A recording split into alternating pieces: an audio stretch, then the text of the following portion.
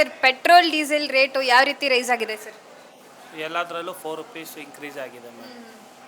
Stock ಯಾವ ರೀತಿ ಬರ್ತಾ ಇದೆ? ಸ್ಟಾಕು ತುಂಬ ಕಡಿಮೆನೇ ಬರ್ತಿದೆ. ಮೊದಲು ಮೊದಲು ಥರ ಬರ್ತಾ ಇಲ್ಲ. ಯಾವ ಥರ ಬರ್ತಾ ಇದೆ? ಡೈಲಿ ಬರ್ತಾ ಇಲ್ಲ. ಈಗ ಇಂಡೆಂಟ್ ಹಾಕಿದ್ರೆ ನಮಗೆ ಒಂದು ವೀಕ್ ಆದಮೇಲೆ ಕೊಡ್ತಾರೆ ಇಂಡೆಂಟ್. ಹೌದು ಹೇಗೆ ಸರ್ ಪೆಟ್ರೋಲ್ ಬಂಕಲ್ಲಿ ಕೆಲಸ ಮಾಡೋರು ಕೂಡ ಅವ್ರದ್ದು ಅದು ಜಾಬ್ ಅಲ್ವಾ? ಹೌದು, ನಮಗೂ ಜಾಬ್ನೇ. ತುಂಬ ಕಷ್ಟ ಆಗುತ್ತೆ ಮೇಡಮ್. ಒಂದು ವೀಕೆಲ್ಲ ಸ್ಟಾಕ್ ಇರಲ್ಲ. ನಮಗೂ ಸಲ 4 or 5 ಡೇಸ್ ಸ್ಟಾಕ್ ಇರಲಿಲ್ಲ. ನಮಗೂ ಕೆಲಸ ಇಲ್ಲ. ಎಲ್ಲರಿಗೂ ರಜಾ ಕೊಟ್ಟು ರಜಾ. ಮತ್ತೆ ಹೇಗೆ ಸರ್ ಹೊಟ್ಟೆ ಪರಿಸ್ಥಿತಿ, ಮನೆ ಪರಿಸ್ಥಿತಿ? ಅದು ತುಂಬ ಪ್ರಾಬ್ಲಮ್ ಆಗಿದೆ. ಯಾಕಂದ್ರೆ ಬೆಂಗಳೂರಲ್ಲಿ ಬದುಕೋದೇ ಕಷ್ಟ.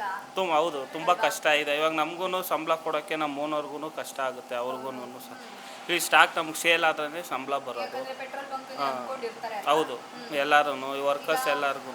ಮೋದಿ ಅವರು ಕೊರೋನಾ ಟೈಮಲ್ಲಿ ಆಗಿತ್ತಲ್ವಾ ಲಾಕ್ಡೌನ್, ಆ ರೀತಿಯಾಗಿ ಈಗ ವೆಹಿಕಲ್ಗಳನ್ನ ಓಡಿಸೋದನ್ನ ಕಡಿಮೆ ಮಾಡಿ ನೀವು ಮನೆಯಿಂದನೇ ವರ್ಕ್ ಫ್ರಮ್ ಹೋಮ್ ಮಾಡಿ ಅಂತ ಹೇಳ್ತಾ ಇದ್ದಾರೆ. ಇದರಿಂದ ಎಷ್ಟು ಪ್ರಾಬ್ಲಮ್ ಆಗ್ಬೋದು? ತುಂಬ ಪ್ರಾಬ್ಲಮ್ ಆಗುತ್ತೆ ಮ್ಯಾಮ್. ಎಷ್ಟೊಂದು ಜನಕ್ಕೆ ವರ್ಕ್ ಫ್ರಮ್ ಹೋಮ್ ಕೊಡೋದು ಇಲ್ಲ. ನಾವೆಲ್ಲ ಟ್ರಾವೆಲ್ ಮಾಡಲೇಬೇಕು. ಅದಕ್ಕೆ ಪೆಟ್ರೋಲ್ ಆ್ಯಂಡ್ ಡೀಸೆಲ್ ಇದ್ರೇ ನಮಗೂ ಅನುಕೂಲ ಆಗೋದು. ಎಲೆಕ್ಟ್ರಿಕ್ ಗಾಡಿ ಇಸ್ಕೊಂಡು ಎಲೆಕ್ಟ್ರಿಕ್ ಗಾಡಿ ಎಷ್ಟಂತ ನಾವು ಇವಾಗ ಎಲೆಕ್ಟ್ರಿಕ್ ಗಾಡಿ ಪರ್ಚೇಸ್ ಮಾಡೋದನ್ನು ಅದೂ ಲ್ಯಾಕ್ ಮೇಲೇ ಇದೆ. ಪರ್ಚೇಸ್ ಹೌದು, ಇದಕ್ಕಂತಲೇ ಮಾಡಿದ್ರೆ ಇವಾಗ ಕರೆಂಟ್ ಯೂನಿಟ್ ಎಲ್ಲ ಇವಾಗ ಬರೋದು 1 to ಡಬಲ್ ಆಗುತ್ತೆ. ಇವಾಗ ನಾವು ಇಲ್ಲಿ 1000 ರೂಪಾಯಿ ಕಟ್ತಿರೋ ಜಾಗದಲ್ಲಿ 3000 4000 ಕಟ್ತೀವಿ. ಅದಕ್ಕೆ ನಾವು ಪೆಟ್ರೋಲ್ ಹಾಕೊಂಡು ಓಡಿಸಿದ್ರು ಅದರಲ್ಲೂ ಸ್ವಲ್ಪ ಬೆನಿಫಿಟ್ ಇದೆ. ಇವಾಗ ಎಲೆಕ್ಟ್ರಿಕ್ಕು 4, 5, 6000 7000 ಬಿಲ್ಲು ಬಂದ್ಬಿಡುತ್ತೆ. ಈಗ ಆಲ್ಮೋಸ್ಟ್ ಮನೆಗೇ ಬರ್ತಿದೆ 2000 3000 ಬಿಲ್ಲು.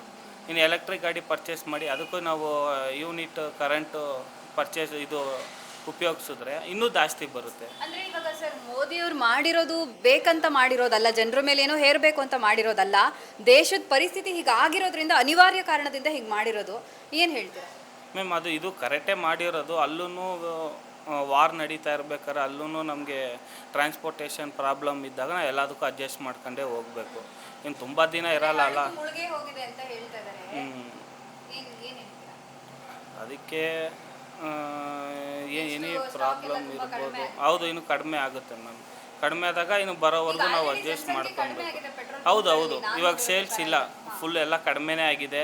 ಆಲ್ಮೋಸ್ಟು ನಮ್ಮ ಕಂಪ್ನಿ ಇದರಿಂದನೂ ಹೇಳ್ತಾ ಇದ್ದಾರೆ, ಯಾರಿಗೂ ಹೈಯೆಸ್ಟು ಸ್ಟಾಕ್ ಯಾರಿಗೂ ಕೊಡೋಕೆ ಹೋಗಬೇಡಿ, 400-500 ಲೀಟರು ಬಾರಲ್ಲರ್ ಬಂದಾಗಲ್ಲ ಯಾರಿಗೂ ಡಿಸ್ಟ್ರಿಬ್ಯೂಟ್ ಮಾಡೋಕ್ಕೆ ಹೋಗಬೇಡಿ ಅಂತ ಅಂದ್ಬಿಟ್ಟು ನಮಗೂ ನೋಟಿಸ್ ಎಲ್ಲ ಕೊಟ್ಟಿದ್ದಾರೆ. ನಾವು ಹಂಗೆ ಯಾರಿಗೂ ಕೊಡ್ತಾಯಿಲ್ಲ.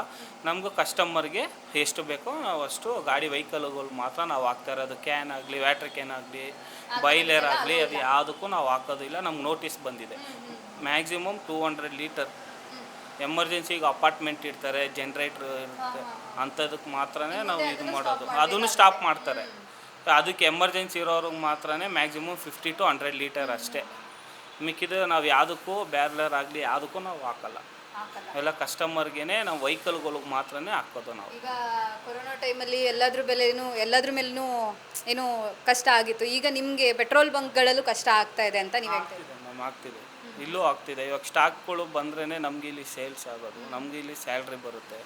ಇಲ್ಲಿ ಬಂಕೆ ಕ್ಲೋಸ್ ಆಯಿತು ಅಂದರೆ ನಮ್ಮ ಕತೆ, ನಾವಿಲ್ಲಿ ಕೆಲಸ ಮಾಡೋರು ನಮ್ಗೆ ಹೆಂಗೆ ಸಂಬಳ ಕೊಡ್ತಾರೆ ಓನರು? 1 ದಿವಸ 2 ದಿವಸ ಕೊಡ್ತಾರೆ. ಹೌದು, 1 ದಿವಸ 2 ದಿವಸ ಕೊಡ್ತಾರೆ. ಒಂದೊಂದು ವಾರ 10 ದಿನ ಬಂಕ್ ಕ್ಲೋಸ್ ಇತ್ತು ಅಂದರೆ ಅವ್ರು ಎಲ್ಲಿ ಕೊಡ್ತಾರೆ ಸಂಬಳ? ನಮಗೂ ಸಂಬಳ ಕೊಡೋಲ್ಲ. ನಾವು ರಜಾ ತೊಗೊಬೇಕು.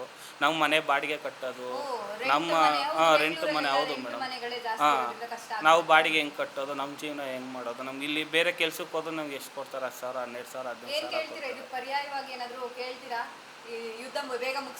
ಬೇಗ ಮುಗಿಸ್ಬೇಕು ಮ್ಯಾಮ್. ಬೇಗ ಮುಗಿಸಿ ಮೊದಲು ಹೆಂಗಿತ್ತೋ ಅದೇ ಥರ ಬೇಡ. ಅದೆಲ್ಲ ಏನು ಬೇಡವೇ ಬೇಡ.